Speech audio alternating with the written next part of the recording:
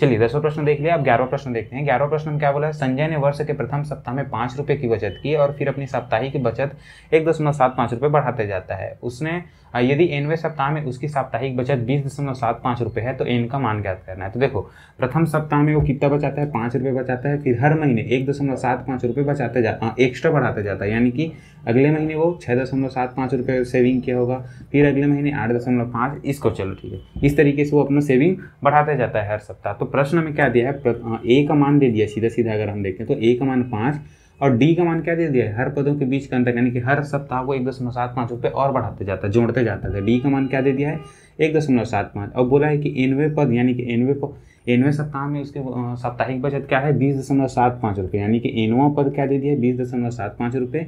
तो सीधा सीधा a + n - 1 डी बराबर क्या दे दिया है, 20.75। एनवा पद का मान दे दिया इतना, ए का मान पता है, डी का मान पता है, एन का मान ज्ञात करना है, बन जाएगा। 12वां प्रश्न देखिए क्या दिया है, यदि एक समांतर श्रेणी 18 है, फिर 15.5 यानी कि 15 और आधा है, फिर 13 है, फिर का एक पद, यानी कि समांतर श्रेणी का एक पद ऋण 47 है। पूछा गया क्वेश्चन में कि उस समांतर श्रेणी का एक पद -47 है कि नहीं है। तो ये हमें कैसे पता करना है, एक उदाहरण में भी दिया है, देख लीजिएगा। तो इसको कैसे हल करना है, देखो यदि इस पद का nवां पद या फिर कोई भी पद जो है -47 आता है, तब के केस में हमें n का मान क्या मिलेगा, कोई भी एक पूर्णांक राशि मिलेगा, यानी कि पहला पद या फिर दूसरा पद या फिर तीसरा पद, चौथा, पांचवा, 10वां या फिर 20वां, कुछ भी पद मिलेगा तो एक पूर्णांक संख्या मिलेगा, यानी कि n का मान हमें एक पूर्णांक संख्या मिलेगा। पूर्णांक बोलने का मतलब है कि 1 हो चाहे 2 हो चाहे कुछ भी हो, लेकिन ऐसा नहीं होना चाहिए कि n का मान हमें 7.5 या फिर n का मान 22/3, इस तरीके की राशि हमें n का मान हमें नहीं मिलना चाहिए, ठीक है। अगर ऐसे मिलता है यदि n का मान, तब के केस में क्या है कि जो ऋण 47 है वो उस क्या बोलते हैं समांतर श्रेणी का पद नहीं है। और अगर n का मान पूर्णांक मिलता है, यानी कि एक अंक मिलता है कोई भी, तब के केस में क्या है कि वह ऋण 47 उस समांतर श्रेणी का पद होगा, ठीक है। समांतर श्रेणी का मान दिया तो a और d का मान रख के यहाँ पे n का मान ज्ञात कर सकते हैं। 12वां प्रश्न भी बन जाएगा। 13वां प्रश्न देखते हैं। अब 13वां प्रश्न जो है अच्छा प्रश्न है, इस तरीके के प्रश्न एग्जाम में भी पूछे जाते हैं। वैसे तो सभी प्रकार के प्रश्न पूछ सकते हैं, लेकिन ये प्रश्न थोड़ा अच्छा है। देखो चलिए 13वां प्रश्न देखते हैं। 13वां प्रश्न क्या दिया है, यदि किसी समांतर श्रेणी का 11वां पद 38 है और 16वां पद 73 है तो श्रेणी का 31वां पद ज्ञात कीजिए। तो देखो श्रेणी का 31वां पद ज्ञात करने के लिए हमें क्या क्या चीज़ चाहिए, तो प्रथम पद चाहिए, दूसरा सार्वंतर चाहिए और n का मान, अब चूंकि 31वां पद ज्ञात करने यानी कि n का मान 31 हो जाएगा, तो a और d का मान हमें ज्ञात करना है। तो देखो प्रश्न में क्या दिया है, समांतर श्रेणी का 11वां पद 38 है, तो कैसे हल करेंगे, हल दिया है एक समांतर श्रेणी का 11वां पद 38 है, 11वां पद 38 है, यानी कि क्या हो जाएगा, a + n - 1 d बराबर 38, जहाँ पे n का मान क्या दिया है, 11वां पद बोला है, अतः n का मान क्या हो जाएगा, यहाँ पे 11 हो जाएगा, ठीक है। तो इसको लिख लेते हैं a + 11 - 1 d = 38, या फिर हल करेंगे तो क्या हो जाएगा, ये a + n 11 - 1 क्या हो जाएगा 10 और d बराबर ये क्या हो जाएगा 38। इसको हम लोग दे देते हैं समीकरण 1, ठीक है। अब दूसरा कथन क्या दिया है, 16वां पद 73 है तथा 16वां पद 73 है, तो 16वां पद यानी कि a + n - 1, n की जगह क्या रख देते हैं 16 - 1 d बराबर क्या हो जाएगा 73। अगर इसको हम लिखें तो हल करें तो क्या हो जाएगा, 16 में एक जाएगा तो 15d बराबर 73।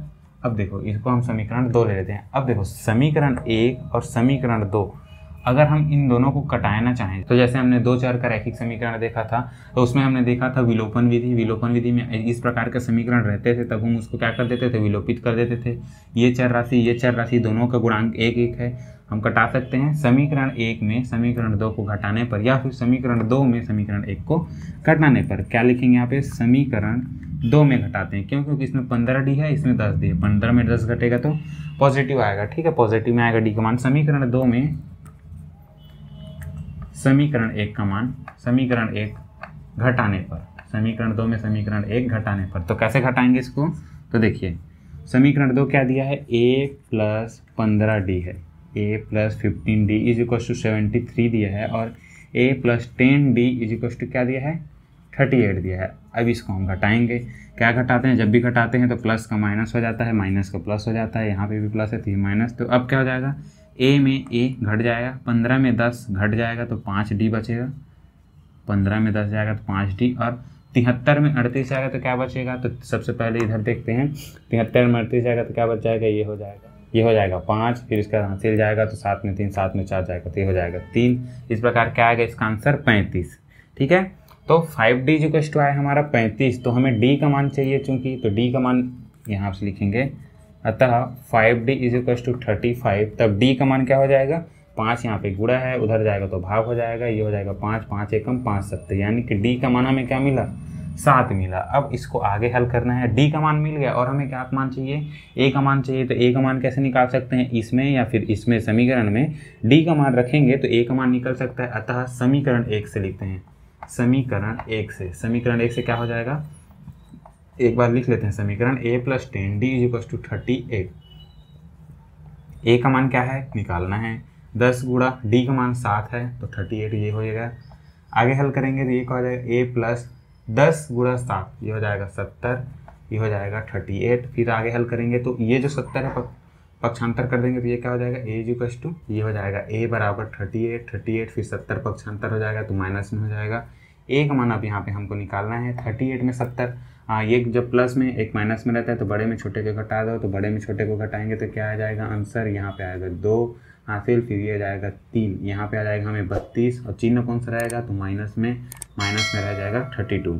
A का मान हमें क्या मिल गया 32। अब देखो A का मान मिल गया, D का मान मिल गया, कौन सा पद निकालना है 31वां पद। अतः श्रेणी का, यहाँ पे आपको लिखना है, अतः श्रेणी का 31वां पद, 31वां पद क्या हो जाएगा, तो 31वां पद हो जाएगा, 31वां पद बराबर A + 31 - 1D। तो A का मान क्या दिया है हमें मिल गया है 32, प्लस में 31 में 1 जाएगा तो क्या हो जाएगा 30 × 7, ये हो जाएगा -32, और प्लस में हो जाएगा 7 × 21 और 210, 210 एक प्लस है एक माइनस है, बड़े में छोटे को घटा दो, 210 में 32 जाएगा तो क्या बच जाएगा, ये हो जाएगा 8 हासिल, फिर 11 में 4 जाएगा तो 7 हासिल 1, फिर ये हो जाएगा 178। हमें क्या मिला 178, और चिन्ह कौन सा रहेगा तो बड़े संख्या सामने वाला तो हो जाएगा प्लस। अतः हमें 31वां पद, अतः श्रेणी का 31वां पद क्या होगा 178 होगा। ठीक है, इस तरीके से हल करना है। तो चलिए 13वां प्रश्न देख लिया। अब 14 प्रश्न देखते हैं। 14 प्रश्न क्या दिया है, किसी समांतर श्रेणी का 12वां पद उसके 5वें पद से 14 अधिक है और दोनों पदों का योग 36 है, तो श्रेणी का nवां पद ज्ञात करना है, mवां पद ज्ञात करना है। तो देखो mवां पद ज्ञात करने के लिए हमें क्या चाहिए, a और d का मान चाहिए होगा, और m चूंकि mवां पद है तो n का मान क्या हो जाएगा, m हो जाएगा। तो a और d का मान ज्ञात करने के लिए शुरू में 2 कथन दिया है। पहला क्या दिया है, 12वां पद, श्रेणी का 12वां पद अगर हम बात करें तो a + 12 - 1, या फिर यूं कहें तो क्या हो जाएगा, ये 11d लिख सकते हैं इसको, 11d। तो जो 12वां पद है वो किसके बराबर है, 12वां पद किसके बराबर है बोल रहा है, 5वां पद। 5वां पद क्या हो जाएगा, a + 4d लिख सकते हैं, a + 4d से 14 अधिक है। इस तरीके का समीकरण बन जाएगा। इस तरीके का समीकरण बनेगा, यहाँ से हमें क्या मिल जाएगा, d का मान निकल जाएगा। और एक क्या बोला गया है कि दोनों पदों का योग क्या है 36 है, दोनों पदों का योग 36, यानी कि 12वां पद यानी कि a + 11d और 5वां पद क्या हो जाएगा, a + 4d, दोनों के योग कितना बोला 36 बोला गया है। तो यहाँ से d का मान दिया मिल जाएगा हमको, d का मान यहाँ रखेंगे तो यहाँ से हमें क्या मिल जाएगा, a का मान भी मिल जाएगा। a और d का मान मिलेगा तो mवां पद मिल जाएगा। 15-16 प्रश्न जो दिया है लगभग इसी प्रकार के बनेंगे, दोनों प्रश्नों को हल करने का प्रयास कीजिएगा। ठीक है, सभी प्रश्नों को हल करेंगे तो वीडियो काफ़ी लंबी हो जाएगी। 17वां प्रश्न देखते हैं आप। 17वां प्रश्न क्या दिया है, 3 अंकों वाली कितनी संख्याएं 3 से विभाज्य होगी, 3 अंकों वाली कितनी संख्याएं जो है 3 से विभाज्य होंगी। तो देखो 3 अंकों वाली संख्या जो 3 से विभाज्य हो जाती है, तो सबसे 3 अंकों की सबसे छोटी संख्या क्या होती है 100, लेकिन 100 3 से विभाज्य होती है क्या, नहीं, 3 से भाग नहीं जाएगा। तो ऐसी कौन सी संख्या है जो सबसे छोटी है और 3 अंकों वाली है और 3 से विभाज्य हो जाती है, तो 101 भी नहीं होता, लेकिन 102 जो है 3 से भाग चले जाता है, 3 एकम 3 तिया 9, और ये क्या हो जाता है 3 चौक 12। तो 102 क्या है, छोटी संख्या है 3 अंकों वाली जो 3 से भाग चले जाता है पूरा। इसी तरीके से अगला प्रश्न, अगला संख्या देखें तो कौन सा हो जाएगा, 105 हो जाएगा, इसमें 3 जोड़ते जाएंगे तो उसके बाद 108, फिर उसके बाद 8 3 11, 111। इसी तरीके से आगे का पद हमें मिलते जाएगा। और 3 अंकों वाली सबसे बड़ी संख्या कौन सी है जो 3 से भाग चली जाती है, तो 3 अंकों की सबसे बड़ी संख्या 999 होती है।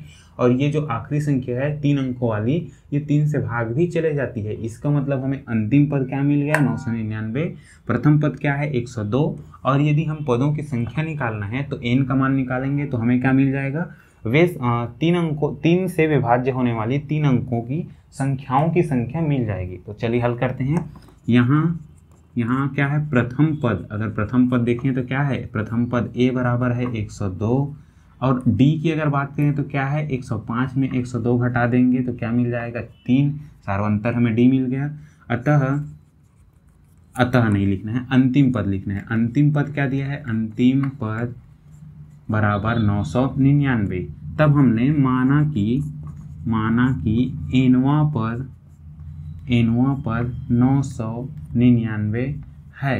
अतः अब चूंकि एनवां पद 999 है, अतः हम क्या कर सकते हैं, a plus n minus 1d बराबर क्या बोल सकते हैं 999। a का मान क्या दिया है 102, अब प्लस में n का मान हमें ज्ञात करना है तो n माइनस 1, d का मान क्या दिया है 3 और फिर लिख देते हैं 999। अब इसको हल करेंगे, ब्रैकेट को हल करेंगे तो ये क्या हो जाएगा 102 प्लस 3 और n का गुणा होगा तो 3n माइनस में 3 एकम 3 और ये हो जाएगा 999। एक 9 एक्स्ट्रा कहाँ से आ गया भाई, ठीक है। अब क्या करते हैं 102 और 103, ये देखो 102 है और 3 है, सॉरी 102 है और 3 है तो घटाएंगे तो क्या हो जाएगा, ये हो जाएगा 99 प्लस 3n, फिर उसके बाद 999। उसके बाद अब हम क्या करते हैं 3n, ये जो 99 है इसको हम क्या कर देते हैं पक्षांतर, तो ये हो जाएगा 999 माइनस 99, तो ये क्या बच जाएगा, इधर 900 बचेगा, इधर क्या है 3n, ठीक है। फिर आगे हल करते हैं तो n का मान हमें चाहिए तो 3 को इधर गुणा के रूप में इधर जाएगा तो भाग हो जाएगा 900 भागित 3, 3 एकम 3 तिया 9 और फिर शून्यम और शून्यम, यानी कि हमें क्या मिल गया, n का मान हमें मिल गया 300। n का मान हमें क्या मिला 300। इसका मतलब क्या है कि अतः 300वां पद जो है वो क्या है 999 है, यानी कि 300 संख्याएं हैं, 300 ऐसी संख्याएं हैं जो 3 अंकों वाली है और 3 से विभाज्य होने वाली है। अतः उत्तर लिखना, अतः 3 अंकों वाली, अतः 3 अंकों वाली 3 अंकों वाली तथा 3 से विभाज्य संख्याओं की संख्या, 3 से विभाज्य संख्याओं की संख्या क्या हो जाएगी 300 होगी, संख्याओं की संख्या बराबर 300, यानी कि 300 ऐसे संख्याएं हमें मिलेंगी 102 और 999 के बीच में जो 3 से पूरी विभाज्य है, ठीक है। तो इस तरीके से 17वां प्रश्न हो गया, ठीक है। इस तरीके से 17वां प्रश्न हो गया। अब 18वां प्रश्न देखते हैं। 18वां प्रश्न क्या दिया है, समांतर श्रेणी 3 8 13 समांतर श्रेणी दिया है 3 8 13 डैश डैश डैश 253। इस श्रेणी का अंतिम से 10वां पद ज्ञात करना है। अंतिम से 10वां पद मतलब ये देखो यहाँ a का मान दिया है, d का मान मिल जाएगा और ये जो 253 है इसको मान लेना nवां पद, तो nवां पद बराबर 253, तो यहाँ n का मान निकल जाएगा। उसके बाद अंतिम से 10वां पद बोला है, यानी कि अंतिम से अगर हम देखा जाए तो n का मान कुछ भी निकल जाएगा। उसके बाद n माइनस 10 कर लेना, यानी कि जैसे कि मान लो कि n का मान अगर हमें 25 मिलता है तो 25 माइनस 10 करेंगे तो 15वां पद हमें ज्ञात करना है। बन जाएगा ये भी। चलिए आगे देखिए। अच्छा 19वां 20वां और 21वां, 19 20 21 दोनों लगभग समान प्रकार के क्वेश्चन हैं, सभी एक ही प्रकार के क्वेश्चन हैं। तो इनमें से हम 21वां प्रश्न देखते हैं। 19 और 20 को खुद से बनाने की कोशिश कीजिएगा, सरल है, ज़्यादा कठिन नहीं है, बन जाएगा। तो चलिए 21वां प्रश्न देखते हैं। तो चलिए देखते हैं 21वां प्रश्न। 21वां प्रश्न क्या दिया है, यदि ए बी सी किसी समांतर श्रेणी के क्रमशः पीवें कीवें और आरवें पद हैं तो सिद्ध कीजिए कि ये समीकरण दिया है, सिद्ध कीजिए कि a into Q minus R plus B into R minus P plus C into P minus Q is equal to 0 होगा। सिद्ध करना है हमें। तो देखो इसको कैसे हल करना है। सबसे पहले देखिए, मान लेते हैं कि समांतर श्रेणी का प्रथम पद a है। कैपिटल A हमने क्यों लिया है, क्योंकि यहाँ पे पीवें पद, समांतर श्रेणी के पीवें पद का मान क्या दिया है a। इस अक्षर का उपयोग क्या कर लिया है, पीवें पद के लिए कर लिया गया है, इसलिए हम क्या मानते हैं, प्रथम पद को कैपिटल A मानते हैं। तो देखो प्रश्न में क्या दिया है, पीवां पद a है।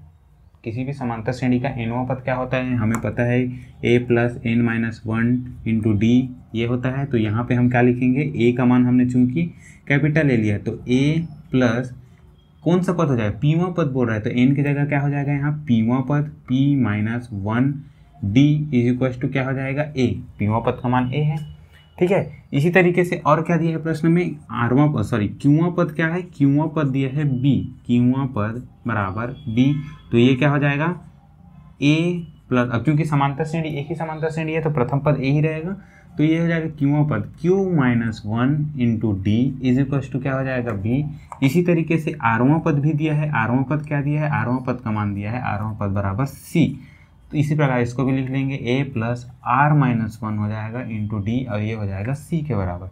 इसको हम समीकरण 1 ले लेते हैं, इसको समीकरण 2 ले लेते हैं, इसको समीकरण 3 बना लेते हैं। अब देखो थोड़ा सा दिमाग लगाने वाला चीज़ है, प्रश्न में क्या दिया है q minus R, a into Q minus R, b into R minus P, c into P minus Q. अगर हम इन तीनों समीकरण का उपयोग करके q minus R, R minus P और p माइनस क्यू का मान निकाल लेते हैं और उस मान को यहाँ पे रख लेंगे, तो इस समीकरण को हल कर लेंगे और चेक कर लेंगे कि क्या बायां पक्ष भी दायां पक्ष के बराबर है, यानी कि इसका यानी कि इनका जब हल निकालेंगे तो इनका मान क्या 0 के बराबर आता है। अगर आता है तो सिद्ध हो जाएगा।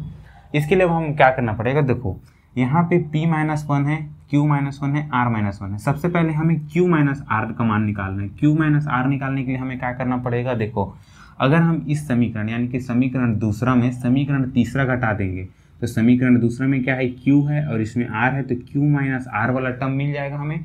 a और a तो दोनों में समान है तो कट जाएगा, जाहिर सी बात है। d दोनों में उभयनिष्ठ निकल जाएगा तो हम उसको पक्षांतर कर सकते हैं। तो समीकरण 2 में समीकरण 3 को घटाएंगे तो q माइनस r मिल जाएगा। इधर जो भी मान मिलेगा वो q माइनस r का मान मिल जाएगा, जिसको हम बाद में यहाँ पे रखेंगे। तो हल करते हैं। देखो समीकरण दूसरा में समीकरण 3 समीकरण 2 में समीकरण 3 घटाने पर चलो इसको घटा लेते हैं। तो ये क्या हो जाएगा, यहाँ से हल करते हैं। देखो समीकरण 2 क्या है, a plus Q minus 1 D is equal to B है, और समीकरण 3 क्या है, a plus R minus 1 D is equal to C है। अगर हम इनको घटाना चाहें तो कैसे हो जाएगा, जब भी घटाएंगे तो प्लस का माइनस हो जाता है, माइनस का प्लस हो जाता है, इस तरीके से। तो क्या हो जाएगा, देखो a और a कट जाएगा। यहाँ पे क्या मिलेगा हमें, q माइनस 1 डी माइनस में क्या मिल जाएगा, r minus 1 D is equal to b minus C मिल जाएगा। यहाँ पे b माइनस सी। अगर हम इसको हल करना चाहेंगे तो क्या हो जाएगा, d दोनों में कॉमन है, कॉमन निकाल लेंगे तो क्या हो जाएगा, q माइनस 1।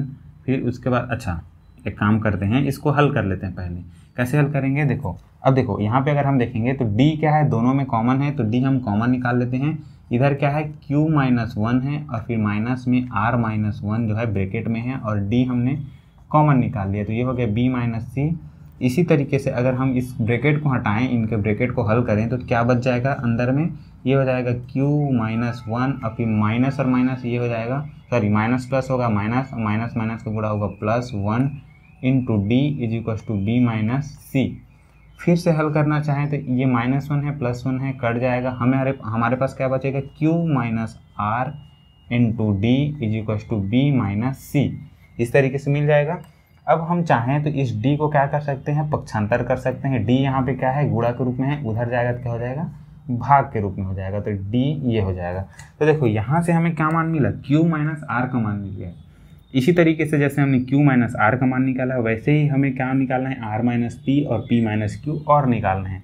तो फिर से हम क्या करेंगे, अब देखो r माइनस पी, अब देखो q माइनस आर चाहिए था तो q माइनस आर किए, उसी प्रकार अब हमें क्या चाहिए, r माइनस पी चाहिए। तो समीकरण 3 में समीकरण 2 को घटाते हैं।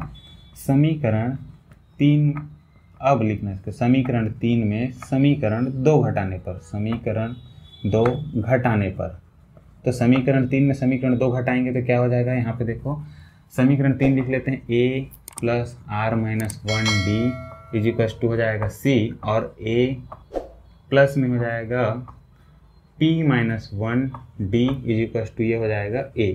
घटा देंगे इनको तो क्या हो जाएगा, प्लस का माइनस हो जाएगा, प्लस का माइनस, ये भी प्लस का माइनस हो जाएगा, ये तो कट जाएगा।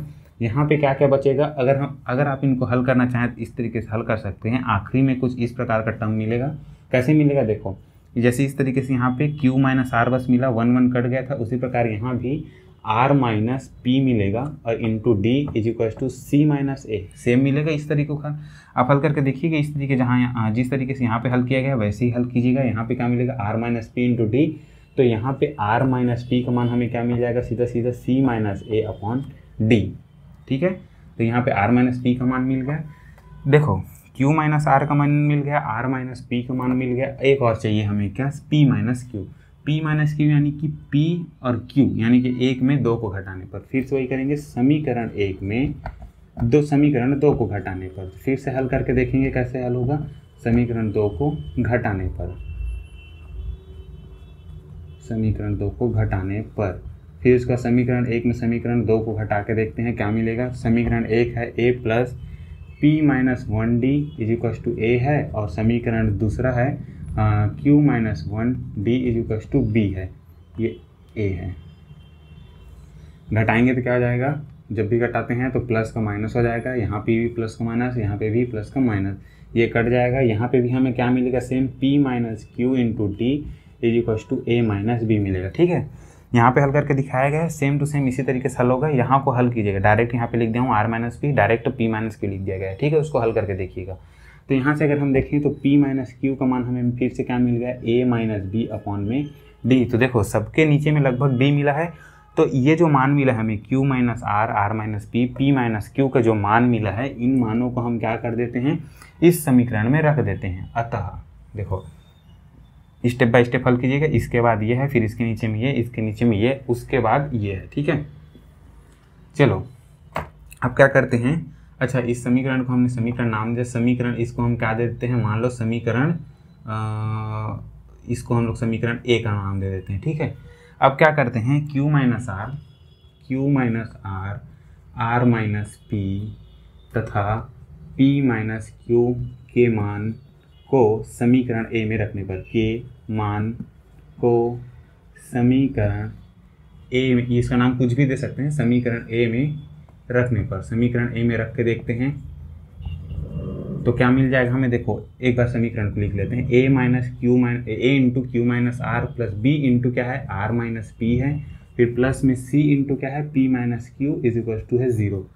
तो क्यू आर, आर पी और पी माइनस क्यू, इनके मानों को लिखते जाते हैं क्रमशः। तो ए इंटू ये क्या हो जाएगा, यहाँ से देखें तो बी माइनस सी इंटू डी, यानी कि ए इंटू बी माइनस सी इंटू बी माइनस सी अपॉन डी, प्लस में b इंटू, अब r माइनस पी का मान क्या है, c माइनस ए अपॉन में d, अब प्लस में c into P minus Q का मान क्या है, a माइनस बी अपॉन में d इज इक्वल टू 0। सबका हम क्या करते हैं, लघुत्तम लेते हैं, सबके नीचे में डी है, सबका लघुत्तम लेंगे तो क्या मिल जाएगा, सीधा सीधा d ही मिलेगा हमें। तो इधर ऊपर में क्या बचा, a इंटू बी माइनस सी, और प्लस में b इंटू क्या मिला, c माइनस ए, और प्लस में c इंटू क्या मिला, a माइनस बी। इस तरीके से इज इक्वल टू 0। अब d को क्या कर देते हैं, पक्षांतर कर देते हैं, पक्षांतर करेंगे तो क्या हो जाएगा, d का गुणा 0 के साथ होगा तो 0 हो जाएगा। अब उसके बाद क्या हो जाएगा, अब a का गुणा b के साथ, देखो इन जितने भी ब्रैकेट्स हैं सभी को अब हल करते हैं, a का गुणा इनके साथ, b का गुणा इनके साथ, c का गुणा इनके साथ, तो d तो 0 हो गया, सीधा सीधा इधर जाके 0। अब ऊपर को हल करते हैं, तो a और b का गुणा होगा तो a b, फिर a और प्लस माइनस का गुणा होगा तो माइनस a, और c का गुणा होगा तो a c, फिर प्लस b और c का गुणा होगा तो बी सी, प्लस माइनस का गुणा होगा तो माइनस b, और a का गुणा होगा तो बी ए, या फिर ए बी कहें, जो भी है सेम है। उसके बाद देखें तो c और a का गुणा होगा तो सी ए हो जाएगा, सी ए। उसके बाद फिर गुणा करें प्लस माइनस का तो माइनस, c और b का गुणा होगा तो C B is equal to 0। अब यहाँ पे देखो ये ए बी है और ये बी ए है, मतलब वही है ए का गुणा बी के साथ हो, चाहे बी का गुणा ए के साथ, 2 गुणा 3 हो चाहे 3 गुणा 2 हो, मान तो सेम है, यानी कि ये और ये मान दोनों समान हैं, प्लस माइनस हैं तो क्या हो जाएंगे, कट जाएंगे, यानी कि 0 हो गया। वैसे ही ए सी है यहाँ पे, और यहाँ पे सी ए है, प्लस माइनस है, ये भी कट जाएगा। बी सी है और ये सी बी है, ये भी समान है, प्लस माइनस है तो कट जाएगा। इधर क्या मिला 0 और इधर मिला 0। बायां पक्ष एक इसके बराबर हो गया, दायां पक्ष बराबर हो गया, अतः हमने सिद्ध कर लिया। ठीक है, दायां पक्ष, अतः यह सिद्ध हुआ, अतः यह सिद्ध हुआ। ठीक है, इस तरीके से आपको हल करना था। 21वां प्रश्न है। ठीक है, 19-20 जो प्रश्न है, 19वां प्रश्न इससे थोड़ा आसान है, तो वो दोनों प्रश्न आप खुद से हल करने का प्रयास कीजिएगा। ये प्रश्न देखिएगा, थोड़ा सा बस दिमाग लगाने का काम था। यहाँ पे Q minus R, R minus P और पी माइनस क्यू का मान बस हमने एक्स्ट्रा कैलकुलेट किया है, बाकी लगभग प्रश्न में जो दिया गया तो उसी के हिसाब से काम किया, और दोनों पक्षों को हमें बराबर करना था तो हमने सिद्ध कर दिया। ठीक है, अब एक प्रश्न और बचा है, उस प्रश्न को भी देख लेते हैं। चलिए, इस प्रश्न वाली एक आखिरी प्रश्न है, 22वां प्रश्न, इसको भी देखते हैं। क्या दिया है, n के किस मान के लिए समांतर श्रेणियों ये एक समांतर श्रेणी दी है और ये समांतर श्रेणी दी है। इन समांतर श्रेणियों के nवें पद बराबर होंगे।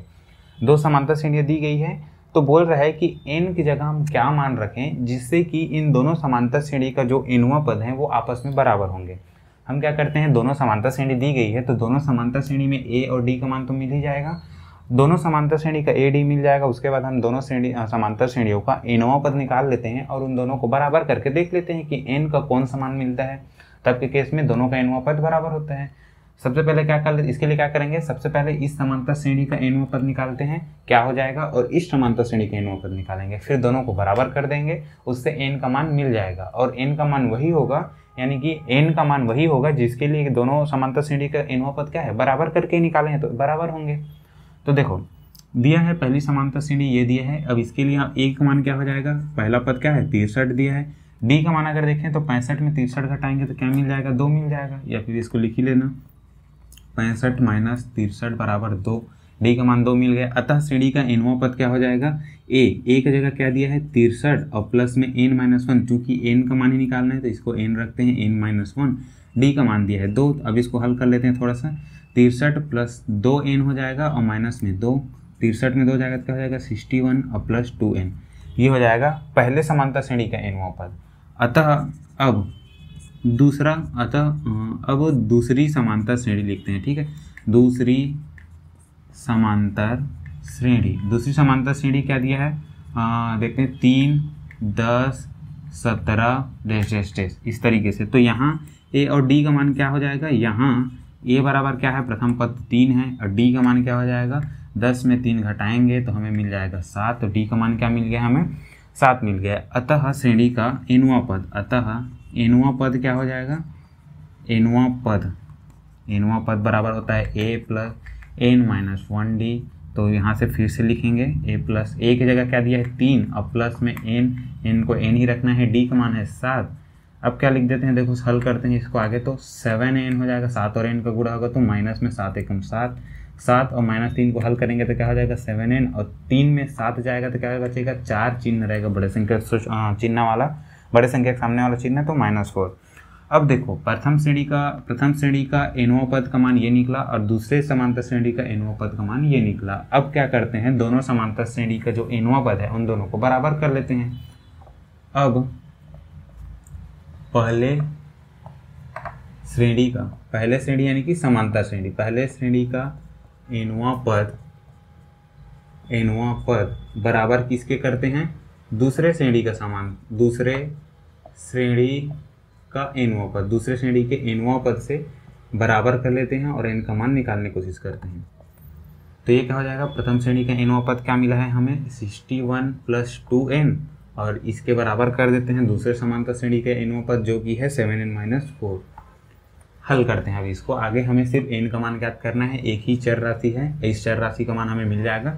कैसे हल करते हैं, तो जो संख्याएं हैं उसको एक साइड कर लेते हैं और जो n का मान है उसको एक साइड करते हैं। 4 को इधर ले आएंगे तो ये क्या हो जाएगा, प्लस में 5 हो जाएगा 7n, और प्लस 2n है इधर आएगा तो माइनस 2n हो जाएगा, ये क्या हो जाएगा 66 हो जाएगा, और 7n में 2n जाएगा तो क्या हो जाएगा 5n बच जाएगा। n का मान अगर हमें निकालना है तो क्या मिल जाएगा 61, अच्छा सॉरी एक गलती हो गया यहाँ पे, ये जो -4 इधर आया तो -4 इधर आया तो +4 होगा, तो 61 और 4 होगा 65 होगा, ठीक है। इस तरीके से तो 5n हम बराबर हमें क्या मिल गया 65। तो n का मान हमें निकालना है तो 65 डिवाइड बाई n, या फिर सॉरी 65 डिवाइड बाई 5, 5 इधर गुणा है इधर आगे भाग हो जाएगा, तो n का मान हमें क्या मिल जाएगा, n का मान हमें मिल जाएगा 13, 5 एकम 5 और इधर 15, तो n का मान क्या मिल गया 13। अतः n के किस मान के लिए बोला गया है, तो n के मान बराबर 13 के लिए समांतर श्रेणी ये और समांतर श्रेणी ये दोनों के nवां पद क्या होंगे, बराबर होंगे, ठीक है।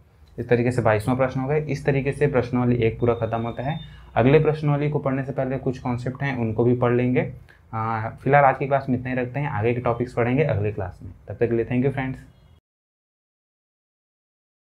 तो चलिए अब देख लेते हैं कि ऑनलाइन क्लासेस के नोट्स आप कैसे प्राप्त कर सकते हैं। इसके लिए आपको क्या करना है, वीडियो के नीचे डिस्क्रिप्शन में हमारे टेलीग्राम ग्रुप का लिंक दिया गया है, वहां क्लिक करके आप हमारा टेलीग्राम ग्रुप ज्वाइन कर सकते हैं। टेलीग्राम ग्रुप पर रोजाना क्लास खत्म होने के बाद ही रोजाना नोट्स शेयर कर दिया जाएगा, जिसको आप इजिली डाउनलोड कर सकते हैं। यहाँ जो आपको नोट्स मिलेंगे वो PDF फॉर्मेट में होंगे, जो कि पासवर्ड प्रोटेक्टेड होंगे, यानी कि इसमें पासवर्ड लगा होगा, जिसका पासवर्ड होगा tricky brain PDF TRICKBRAIN PDF। ध्यान रहे कि इसमें जो पहला लेटर है यानी कि T है वो कैपिटल रहेगा और एंड में जो 3 लेटर यानी कि PDF वो कैपिटल में रहेंगे, यानी कि बड़े अक्षर में रहेगा। तो आई होप कि आपको हमारी क्लासेस अच्छी लग रही होगी। यदि हमारी क्लासेस अच्छी लग रही है तो वीडियो को लाइक और चैनल को सब्सक्राइब करना ना भूलें और अपने दूसरे दोस्तों के पास भी शेयर जरूर करें। तो मिलते हैं अगली क्लास में, तब तक के लिए थैंक यू फ्रेंड्स।